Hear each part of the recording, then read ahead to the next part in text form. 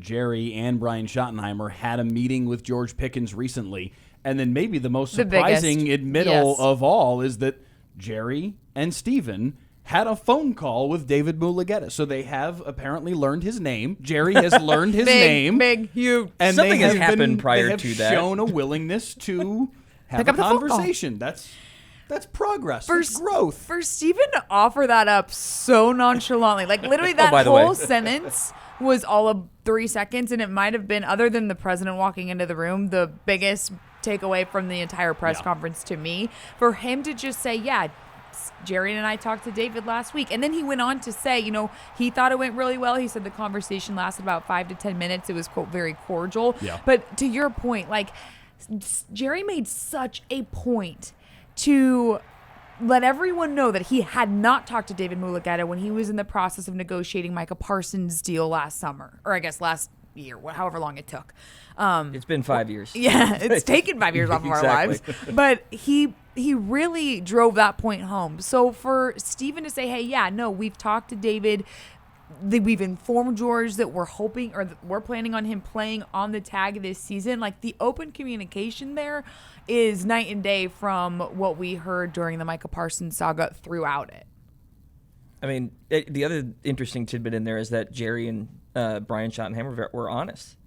Considering the press conference opened with don't believe everything you hear in this press conference. Truthful, may not be truthful. By the way, GP appreciates honesty, which I'm glad they're doing with him. Like that's a nice way to approach this. Yeah. But it also feels like a bit of an odd hard line to draw, given what all of us considered to be the biggest point of this offseason was keep George Pickens on the roster. Yeah.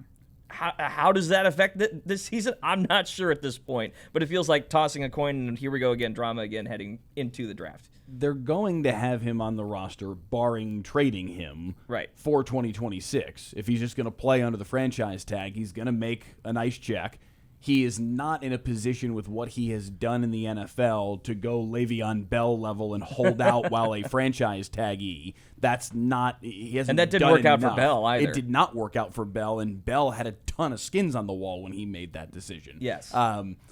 Pickens is not in the same space.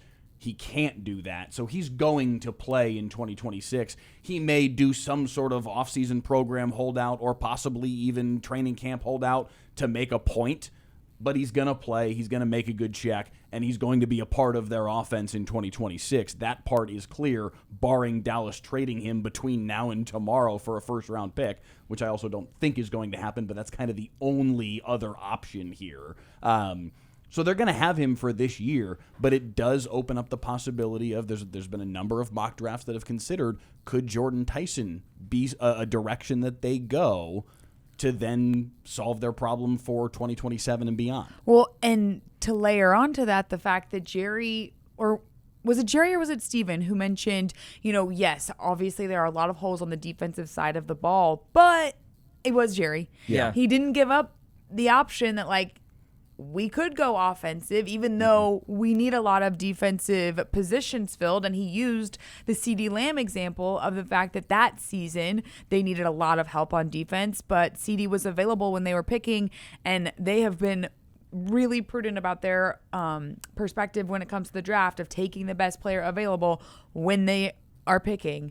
And I think everyone in this Metroplex would agree that they have so many holes to fill on the defensive side of the ball that it doesn't matter who's still available at 12. If that's where they're picking, they've got to go with an edge or, the best defensive player available at the time. But for him to use that anecdote in this pre-draft press conference before the president walked in, I thought was pretty telling. So let's bring up draft history real quick. Kelly, if you can call up VO5, it should be their first-round draft picks dating back 10 years, all the way back to 2016 when they took Ezekiel Elliott. If you see the track record here, because they've only had 9 out of 10 because they didn't have a pick in 2019, 4 of them were defensive players, and all 4 are no longer on the roster. Zeke panned out the first half of his career. CeeDee Lamb is obviously still really good, and they've been solid on the offensive line. Aside from that, Micah Parsons was fantastic, but they just traded him. So there's the one caveat up there. There's 2 hits and there's 2 misses on the defensive side of the ball. Van Der Esch was good, and if Van Der Esch didn't have a career-ending neck injury, would probably, I don't know if he'd still be on the roster. We're talking about 8 years later. That's right. long for that an is NFL long. career. And he was but a face. He was a good player when he was healthy. He just couldn't stay healthy. That's why that looks bad now. Right. But when he was good, he was a key piece of a defense that actually wasn't all that bad in 18, 19, 20. 20s were. I was going to say, that's where it goes off the rails a little bit, and that was kind of toward his career starting to dwindle with injuries and other aspects of it. But that's kind of the thing here. If you're counting that as a success, that's 2 years. Mm-hmm. You know what I mean? 2-3 years at most. So, sum total, their draft analysis has been solid on the offensive line with skill position players as well and wide receiver groups.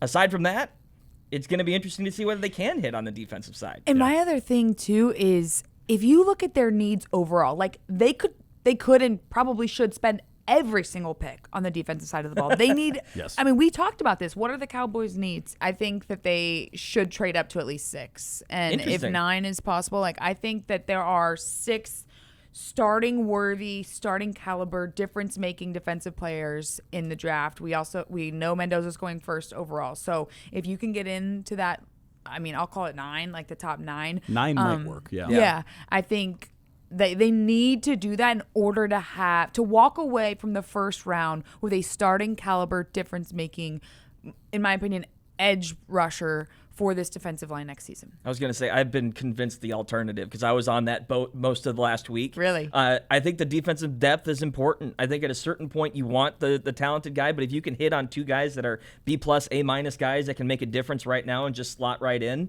you give yourself more wiggle room on the rest of wherever the defense needs help. I just think they need the bodies right now. They definitely need bodies. If you can't pull off trading to 9 or whatever it is to get the guy you're talking about, because I agree, if you're going to be really good in 2026, you need to make the defense measurably better this season. If you can't, maybe trading from 12 to 15 and adding another day 2 pick might be a way to help accentuate the entire depth. And they did emphasize day 2, yeah. My only thing on that was Steven did lay out, like, the value in the draft comes in the first round, and specifically in those higher picks. So we'll see. We'll see what they do.